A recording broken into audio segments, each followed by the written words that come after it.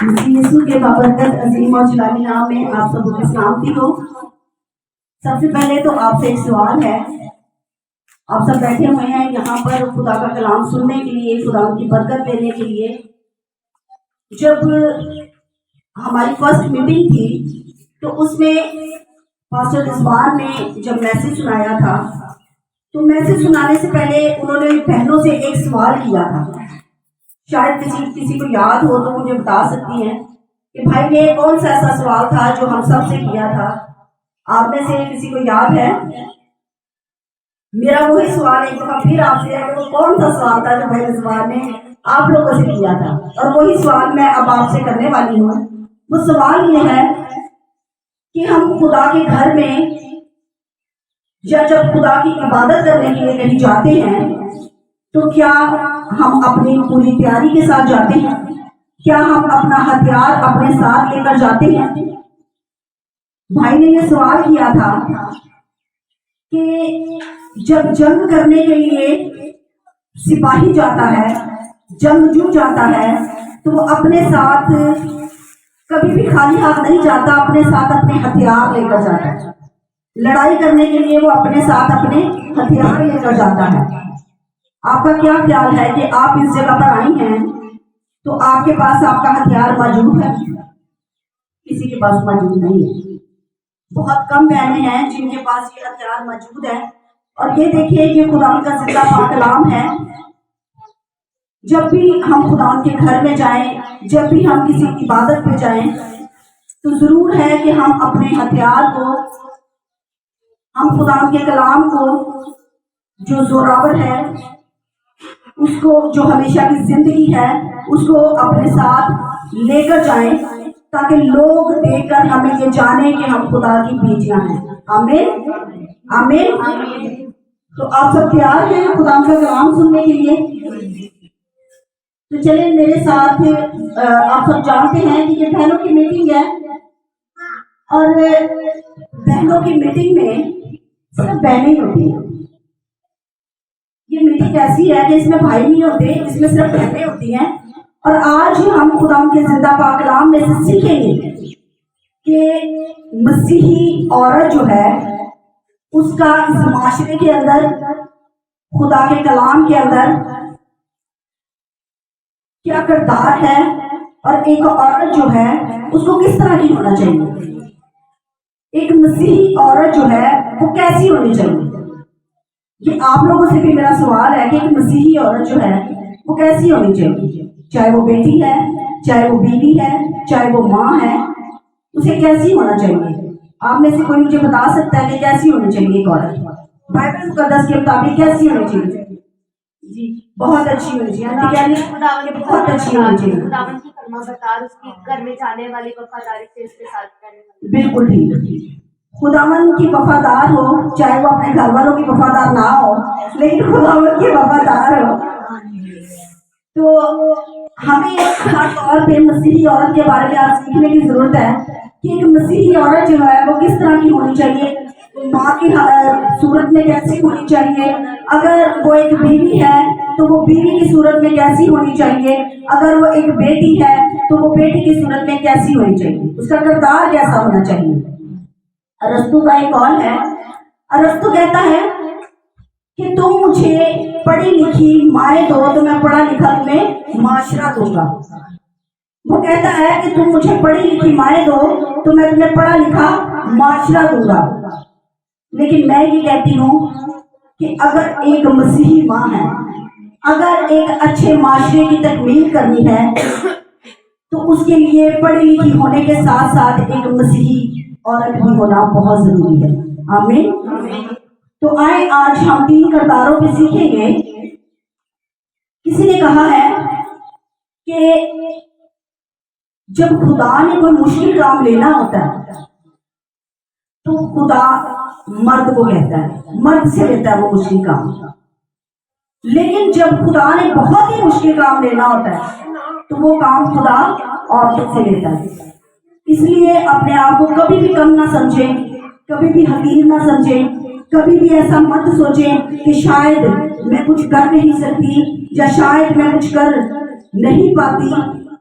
जो शायद खुदा ने मुझे इस लायक बनाया ही नहीं कि मैं खुदा के कलाम में रहकर अपनी जिंदगी को बसर करूं, या मैं खुदा के कलाम में रहकर अपने खानदान को या अपनी औलाद को मसीही तालीम दे सकूं। तो आए मेरी बहनों, आज हम खुदा के जिंदा पाक कलाम में से निकालेंगे हमारी जो मरकजी आयत है, वो है यशायाह की किताब, उसका 32वां बाब और 9वीं और 10वीं आयत। यशायाह की किताब, उसका 32वां बाब और उसकी 9वीं और 10वीं आयत। यहाँ पर लिखा है, ध्यान से सुनिएगा, यहाँ पर लिखा है, "ऐ औरतों, तुम जो आराम में हो, उठो, मेरी आवाज सुनो। ऐ बेपरवाह बेटियों, मेरी बातों पर कान लगाओ। ऐ बेपरवाह औरतों, साल से कुछ ज्यादा अरसा में तुम बेआराम हो जाओगी, क्योंकि अंगूर की फसल जाती रहेगी, फल जमा करने की नौबत ना आएगी। ऐ औरतों, तुम जो आराम में हो, थरथराओ। ऐ बेपरवाह मस्तरब हो, कपड़े उतार कर बरहना हो जाओ, कमर पर टाट बांधो। आमीन। खुदा का कलाम ये फरमाता है, ये उन औरतों के लिए है, ये सख्त अल्फाज जो है ये उन औरतों के लिए है जो शायद ये सोचती हैं कि मैं कुछ कर नहीं सकती, या मैं खुदा का कलाम पढ़ नहीं सकती, या मैं खुदा का काम नहीं कर सकती, या शायद वो कर सकती है लेकिन वो करने की कोशिश नहीं करती। ये सख्त कलाम उनके लिए है। खुदा कहता है कि अपना आराम छोड़ दो। हमारी इस दुनिया में रहते हुए ये ख्वाहिश होती है कि खुदा हमारे घर के अंदर हर तरह की नेमतों को डाल दे, हर तरह की नेमतें हमारे घर के अंदर आ जाए। हमारी ये ख्वाहिश होती है कि मेरे बच्चे जो हैं वो आला तालीम हासिल करें। हमारी ये ख्वाहिश होती है कि हमारे घर में रुपया पैसा जो है वो कसरत के साथ हो। हमारी ये ख्वाहिश होती है कि जो भी हम खुदा से मांगे वो हमारे खानदानों के अंदर पूरा हो जाए, लेकिन हम अपने आप को तकलीफ नहीं देना चाहते। बात जब खुदा के कलाम की आती है, बात जब चर्च जाने की आती है, बात जब रोजा रखने की आती है, बात जब खुदा की पाक हजूरी में झुकने की आती है, तो फिर हम क्या करते हैं? अक्सर बहनों से मैंने एक बात कही है, और वो बात ये है कि जब खुदा के कलाम की बात आती है या जब चर्च जाने की बात आती है, तो फिर बहुत सारी बहनों को अपने घरों के काम याद आ जाते हैं। ऐसे ही है भाई, बहुत सारी बहनों को अपनी बहुत सारी मसरूफियात याद आ जाती है। कोई कहती है कि मैं ये नहीं कहती कि आप ना करें, लेकिन वक्त आपने निकालना है। खुदा का कलाम ये कहता है, और तो तुम जो आराम में हो। खुदा ये नहीं कहता कि बस सोई रहो, लेकिन कलाम ये कहता है कि तुम जो आराम में हो। ख्वाहिशें हमारी बहुत हैं, सोचते हम बड़ा कुछ है, करना हम बड़ा कुछ चाहती हैं, लेकिन होता क्या है? होता ये है कि हम अपने बदन को या अपने आप को तकलीफ पहुंचाना नहीं चाहती, हम कोशिश करना नहीं चाहती।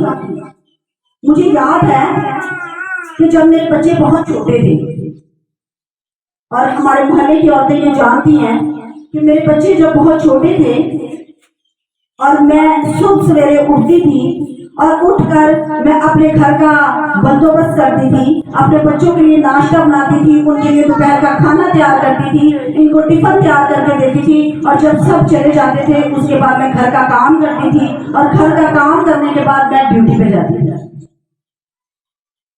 जितनी यहाँ पर बहनें मौजूद हैं वो सब जानती हैं कि मैं ऐसा ही करती थी। क्यों करती थी? क्योंकि मैं चाहती थी कि मेरे घर में हर वो आसाइश हो जिसकी मुझे जरूरत है, हर वो आसाइश हो जो मेरे बच्चों को जरूरत है, हर वो आसाइश हो जिसकी मैं ख्वाहिश रखती हूँ। सिर्फ इसलिए मैं मेहनत करती थी। वरना क्या मेरा दिल नहीं करता था कि इतनी सर्दी है, इतनी गर्मी है और मैं ना जाऊं, मैं अपने घर में रहूं, अपने बच्चों के पास रहूं। लेकिन खुदा का कलाम ये फरमाता है, ऐ औरतों तुम जो आराम में हो उठो। हमें आज उठने की जरूरत है, आज हमें आगे बढ़ने की जरूरत है। शायद हम ये सोचते हैं कि अब हम बुजुर्ग हो चुके हैं, हम शायद उस दौर पे खुदाम की हमद नहीं कर सकते, हम उस दौर पे खुदाम को बढ़ा नहीं सकते। लेकिन मेरा और आपका खुदा जो है वो हर हाल में हमसे खुश रहता है। तब खुश रहता है जब हम उसे बढ़ाते हैं, तब खुश रहता है जब हम उसकी पाक हजूरी में झुकते हैं, तब खुश रहता है जब हम अपने आराम से उठते हैं। आज हमें अपने आराम से उठने की जरूरत है।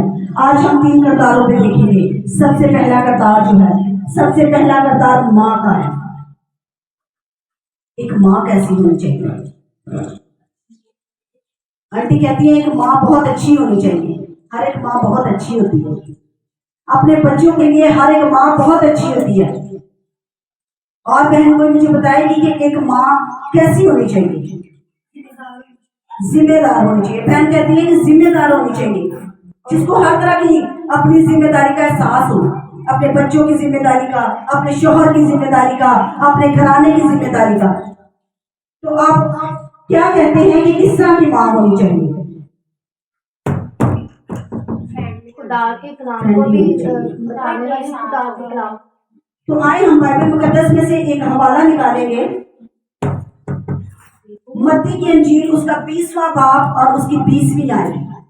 मत्ती की अंजील उसका 20वां बाब और उसकी 20वीं आयत। यहां पर हम देखते हैं कि जब्दई की बीवी है और उसके 2 बेटे हैं। एक माँ होते हुए हम अपनी औलाद की फिक्र करते हैं, एक माँ होते हुए हमें अपने बच्चों की बड़ी फिक्र होती है, उनकी चीजों की फिक्र होती है। और वो भी एक माँ थी, उसे भी अपने बच्चों की फिक्र हुई, वो भी इस दुनिया के अंदर हयात थी और उसे अपने बच्चों की फिक्र हुई। और ये फिक्र उसे कुरान यीशु मसीह के पास ले गई, और ये फिक्र उसे कुरान यीशु मसीह के पास ले गई। और उसने जाकर कुरान यीशु मसीह से इल्तिजा की, मिन्नत की और उससे कहा कि ए उस्ताद, ए रबी, ए बाप, मैं तुझसे इल्तिजा करने आई हूँ, मैं तुझसे दरख्वास्त करने आई हूँ। और मेरी दरख्वास्त ये है कि तू मेरे बेटों को, जब तू आसमान पर जाए तो तू मेरे बेटों को भी याद करना, अपनी बादशाही में शामिल कर लेना। एक माँ है, उसे अपने बच्चों की फिक्र है। क्या आज हम अपने बच्चों की इस तरह फिक्र करते हैं? हमारी फिक्र क्या होती है? हमारी फिक्र ये होती है कि मेरा बच्चा जो है वो इंजीनियर बन जाए, हमारी फिक्र ये होती है कि मेरा बच्चा जो है वो पायलट बन जाए, हमारी फिक्र ये होती है कि मेरा बच्चा डॉक्टर बन जाए। क्या आपने कभी ये फिक्र की है कि मेरा बच्चा रूहानी बन जाए? क्या आपने कभी ये फिक्र की है कि मेरा बच्चा जो है वो खुदा तरस बन जाए? क्या आपने कभी ये फिक्र की है कि मेरी बेटी जो है वो वफादार बन जाए, मेरी बेटी जो है वो खुदा के कलाम के लिए अपने आप को सर्व कर दे? क्या हमने कभी अपने बच्चों की इस तरह फिक्र की है एक माँ होते हुए? आज हम माँ के किरदार पे सीख रहे हैं सबसे पहले, तो क्या हम फिक्र करते हैं? जब्दई की बीवी जो है उसने अपने बच्चों की फिक्र की, उसने खुदा यीशु मसीह के पास, उसने चार दहिंदा के पास जाके, जिसके पास हमेशा की जिंदगी है, उसके पास जाकर उससे इल्तिजा की। एक और किरदार देखते हैं माँ का, और वो माँ है हन्ना। पुराने अहदनामे के अंदर हम देखें तो एक और माँ हमें नजर आती है, उसका नाम हन्ना है। पहले सैमुएल के अंदर इसका जिक्र है। और हन्ना जो है ये बेऔलाद औरत थी, इसके पास बच्चा नहीं था, लेकिन जब उसने अपने आप को खुदा की हजूरी में झुकाया, जब वो अपने आराम से बाहर निकली, जब उसने अपने बदन को तकलीफ दी, अपने घर से बाहर गई और जाकर खुदा की हजूरी में झुकी, तो खुदा ने उसको औलाद दी। अब इतनी देर से एक माँ तड़प रही है औलाद के लिए, वो बांझ है, उसके पास औलाद नहीं है, एक औरत के पास वो तड़प रही है, और खुदा जब उसको औलाद देता है तो क्या वो किसी को देगी अपनी औलाद? हरगिज़ नहीं देगी। मैं ये कहती हूँ कि अगर किसी औरत के 10 बच्चे हैं तो एक बच्चा भी किसी को नहीं देगी, क्योंकि वो अपने बच्चों से प्यार करती है, वो अपने बच्चों से मोहब्बत करती है। लेकिन हन्ना को खुदा ने जब बेटा अता किया तो हन्ना ने उसको खुदा के घर में दे दिया। ये भी एक माँ है, लेकिन उसका प्यार देखें, उसकी मोहब्बत देखें कि वो उसने अपने बेटे को छोड़ नहीं दिया था। खुदा को तो उसने दे दिया, खुदा के घर के कामों के लिए तो उसने अपना बच्चा दे दिया, लेकिन फिर भी माँ होते हुए वो अपने बच्चे की फिक्र करती थी, वो अपने बच्चे की फिक्र करती थी। और कलाम में ये लिखा है कि वो साल पर साल जाती और वहां पर जाकर अपने बच्चे के लिए ड्रेस तैयार करती, एक हुब्बा तैयार करती और उस हुब्बे को, उस ड्रेस को लेकर जाती और अपने बच्चे को वहां पर जाकर देती। ये उसका प्यार है, ये उसकी मोहब्बत है, ये एक माँ का प्यार है। अगर हम आजकल के माओ को देखें तो क्या हम अपने बच्चों की इस तरह फिक्र करते हैं? क्या आज हम हन्ना की तरह अपने बच्चों की फिक्र करते हैं? क्या आज हम ज़बदई के बेटों की माँ की तरह अपने बच्चों की फिक्र करते हैं? क्या हम चाहते हैं कि हमारे बच्चे जो हैं उस बादशाही में शामिल हों जो बादशाही हम सब के लिए तैयार की गई है? क्या आज हम इस तरह की माएं बनती हैं? अगर आज माओ के अंदर या औलाद के अंदर वो प्यार नहीं पाया जाता तो मैं ये कहती हूँ और मैं अक्सर ये बात सोचती हूँ कि पहले दौर पे जब हम नजर करें तो तब जो औरतें थी वो सुबह सवेरे उठती थी। मुझे अचानक से अपनी सांस याद आ गई, खुदा उनको जिंदगी दे, अभी भी हयात है, तो उनकी मुझे याद आ गई कि जब मेरी नई नई शादी हुई तो मैं उनको देखती थी कि वो सुबह 3:30-4 बजे उठती थी, बहुत ही अंधेरा होता था और अक्सर मेरी आंख खुल जाती है और मैं देखती कि वो सुबह सुबह उठी हैं और उठकर वो खुदा का नाम लेती, दुआ करती और घर की सफाई करती और फिर अपने बच्चों के लिए नाश्ता तैयार करती। क्या आज इस तरह की माएँ हैं? आज तो मेरा ख्याल है माएँ 10-12 बजे उठती हैं, अगर बच्चे उठ भी जाए तो मैं कहती हूँ अभी सो जाओ सर्दी पड़ी है, ऐसा ही है ना। इसीलिए वो प्यार, वो मोहब्बत माँ और बच्चों के दरमियान में नहीं है, जो मोहब्बत, जो प्यार पहले दौर के अंदर था। अगर सीखना है, अगर आपने मसीही औरत बनना है तो बाइबल मुकद्दस से बनेगी। बाइबल मुकद्दस के अंदर हर वो किरदार है औरत का जो मसीही होने के लिए बहुत जरूरी है। हमने 2 माँ का जिक्र सुना, एक हन्ना थी और एक ज़बदई की बीवी जो अपने बच्चों की फिक्र करती थी। ये माँ का किरदार है। इसके बाद हम एक और किरदार की तरफ देखेंगे और वो किरदार एक बीवी का किरदार है। आपके ख्याल में एक बीवी को होना कैसा होना चाहिए? कैसी होनी चाहिए बीवी? कैसी होनी चाहिए? हर लिहाज से परफेक्ट। बहन कह रही है हर लिहाज से परफेक्ट बीवी होनी चाहिए। अब सबसे मेरा ये सवाल है कि बीवी कैसी होनी चाहिए? अपने शौहर से प्यार करने वाली, इज्जत करने वाली। किसकी? अपने शौहर की इज्जत करने वाली, सबकी इज्जत। शाबाश। बाइबल मुकद्दस में से हम देखेंगे, मैं आपको ये बात बता दूं कि जो औरत अपने शौहर की इज्जत करती है वो यकीनन अपने ससुराल वालों की भी इज्जत करती है। जो औरत अपने शौहर की इज्जत करती है वो अपने ससुराल वालों की भी इज्जत करती है।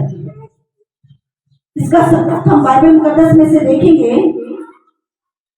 रूत की किताब, उसका पहला बाब और उसकी 16वीं और 17वीं आयत। रूत की किताब निकालिएगा मेरे साथ। रूत की किताब में से यहाँ पर हम देखते हैं कि एक औरत है और उसका नाम जो है, एक बीवी है, उसका नाम जो है रूत है। रूत जो है ये अपने ससुराल वालों के साथ मुआब में रहती थी, यानी कि ये गैर कौम की औरत थी, ये मसीही नहीं थी। लेकिन आज बाइबल मुकद्दस के अंदर अगर इसका जिक्र है तो ये इसलिए है क्योंकि ये अपने शौहर से और अपने शौहर के खानदान से प्यार करती थी, उनसे मोहब्बत करती थी। और इसका सबूत हमें बाइबल मुकद्दस में से मिलता है। जब मुआब के अंदर इसकी फैमिली रह रही थी, इसके ससुराल वाले रह रहे थे, तो फिर इसका शौहर, इसके शौहर का भाई और इसका ससुर जो है वहां पर वो फौत हो जाते हैं, उनकी डेथ हो जाती है।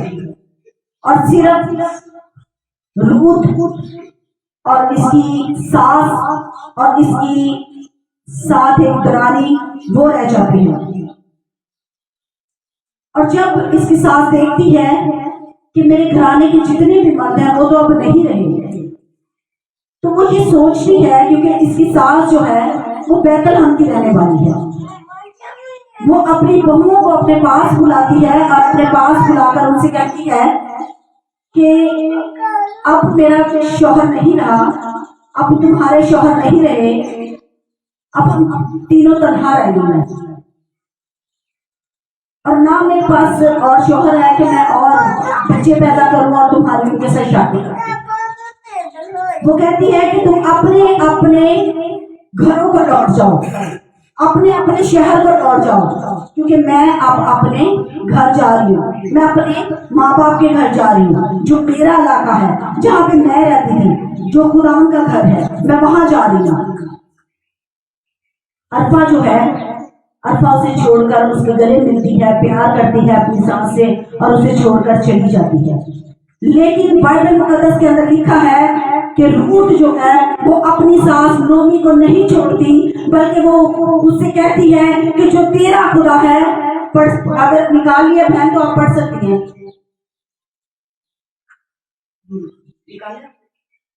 पहला बाप और रूथ ने कहा तू मत है, रूथ ने कहा कि तू रूथ ने कहा तू मिन्नत ना कर कि मैं तुझे छोड़ दूं, तेरे पीछे से लौट जाऊं, क्योंकि जहां तू जाएगी मैं जाऊंगी और जहां तू रहेगी मैं रहूंगी। तेरे लोग मेरे लोग और तेरा खुदा मेरा खुदा होगा। जहां तू मरेगी मैं मरूंगी और वहीं दफन भी होगी। रूथ कहती है अपनी सास से, थैंक यू बहन, रूथ कहती है अपनी सास से कि मैं तुझे छोड़कर नहीं जाऊंगी। शौहर अब उसका जिंदा नहीं है, लेकिन एक अच्छी बीवी होते हुए उसने अपनी सास का साथ दिया। वो जानती थी कि वो अब अकेली रह गई है। उसने क्या कहा? उसने कहा कि जो तेरे लोग होंगे वो मेरे लोग होंगे, जो तेरा खुदा होगा वो मेरा खुदा होगा। हालेलुया। वो जानती थी कि ये मसीह है। वो कहती कि जो तेरा खुदा होगा वो मेरा खुदा होगा, और उसने अपनी सास को नहीं छोड़ा। क्या आज हम इस तरह का प्यार अपनी सासों के साथ करते हैं? आज आप जिसके साथ मर्जी बैठ जाएं, किसी भी बहू के पास बैठ जाएं, वो हमेशा अपनी सास के बारे में बुरा भला ही कहेगी। लेकिन मैं आपको बताना ये चाहूंगी कि बाइबल मुकद्दस के अंदर एक गैर कौम की औरत जो है उसने अपने घराने की फिक्र की, उसने अपने ससुराल वालों की फिक्र की, उसने अपनी सास की फिक्र की। क्या आज बीवियां होते हुए हम अपने घराने की फिक्र करते हैं? हम सिर्फ अपने शौहर की फिक्र करते हैं, हम सिर्फ अपने बच्चों की फिक्र करते हैं, हम अपने ससुराल वालों की फिक्र नहीं करते। लेकिन बाइबल मुकद्दस में आज हम देखते हैं कि रूथ जो है ये अपने ससुराल वालों की फिक्र करती थी, और आज खुदा यीशु मसीह के नसब नामे के अंदर इसका जिक्र मिलता है। खुदा यीशु मसीह के जो हमारा निजात देता है। एक और औरत के बारे में हम सीखेंगे कि औरत जो है वो किस तरह की होनी चाहिए। हम निकालेंगे इंसान की किताब, इंसान की किताब उसका 31वां बाब और उसके 10वीं और 11वीं आयत। एक औरत को किस तरह की होना चाहिए, बीवी को किस तरह की होना चाहिए। यहाँ पर लिखा है नेकोकार बीवी किसको मिलती है, क्योंकि उसकी कदर मुरजान से भी बहुत ज्यादा। Hallelujah, hallelujah. मुरजान जो है ना बहुत कीमती है। कलाम ये फरमाता है कि नेकोकार बीवी उसी को मिलेगी जो बड़ा कीमती है। आगे वो कहता है उसके शोहर के दिल को उस पर एतमाद होगा और उसे मुनाफा की कमी ना होगी। हालेलुया। कहता है कि उसे मुनाफा की कमी ना होगी। नेकोकार बीवी जो अपने घराने की फिक्र करने वाली हो, जो अपने शोहर की फिक्र करने वाली हो। आज हमें इस तरह की बीवियां बनने की जरूरत है। अगर यहाँ पर बीवियां बैठी हुई हैं तो ना सिर्फ अपने शोहर की फिक्र करें बल्कि अपने ससुराल वालों की भी फिक्र करने की जरूरत है, क्योंकि मेरा और आपका खुदा जो है वो हमें नेकोकार बीवी बने कि ये कहता है, यहाँ पर लिखा है कि सुगर बीवी के बारे में बताया गया। इंसान 31 बात के अंदर सुगर बीवी के बारे में बताया गया है। सुगर का मतलब है मेहनती, कारीगर, दानिशमंद, नेकोकार और तमीज वाली।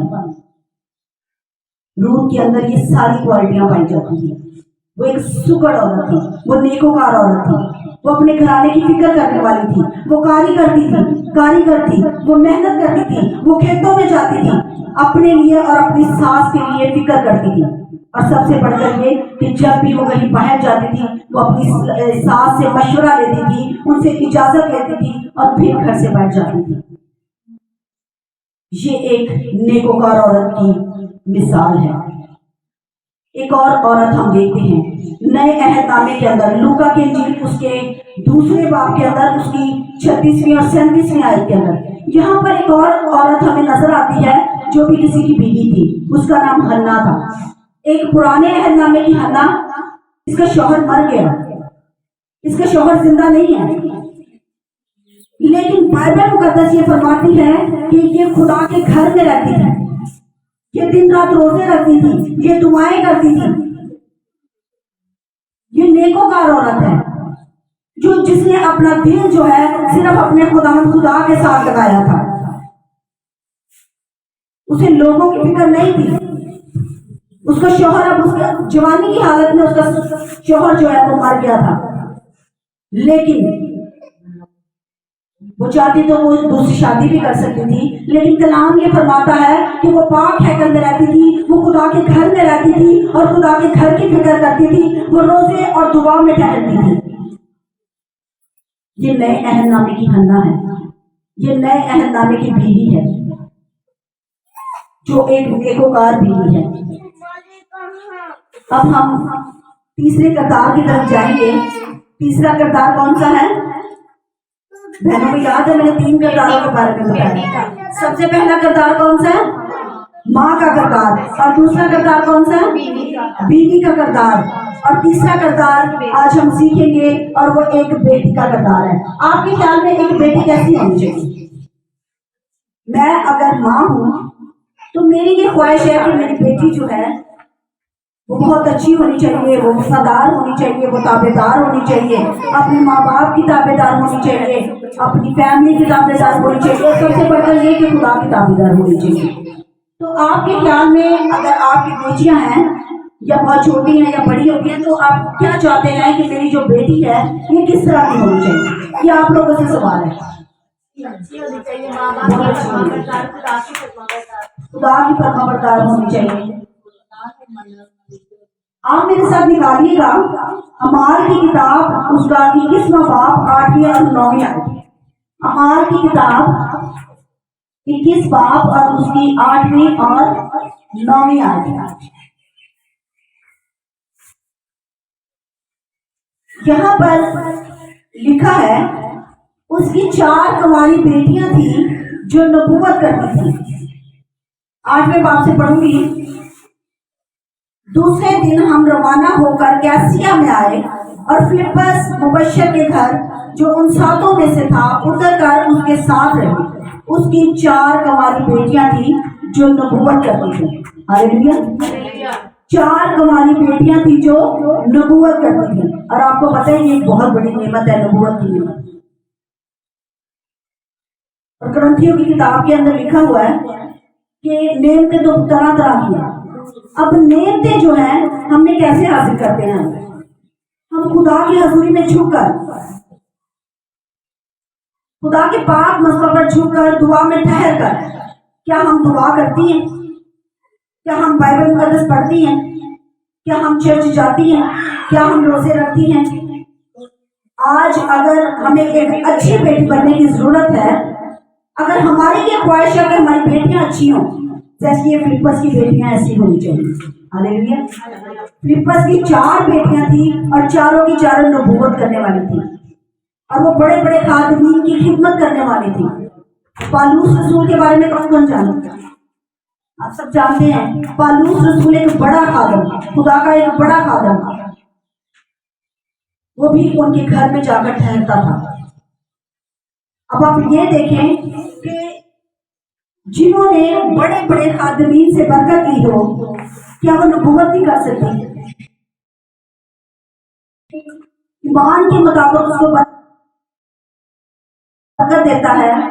मैं कहती हूँ कि फिलिप्पस की तरह बेटियां होनी चाहिए, जिस तरह फिलिप्पस की बेटियां थी। 4 बेटियां नबूवत करने वाली, खादिमीन की फिक्र करने वाली, खुदा का कलाम पढ़ने वाली, खुदा के नाम को पहला दर्जा देने वाली, खुदा की पाक हजूरी में झुकने वाली। आज हमें भी यही बनने की जरूरत है। आज हमें भी इस तरह की बेटियां बनने की जरूरत है। एक और बेटी के बारे में सीखेंगे और उसका नाम है आस्तर।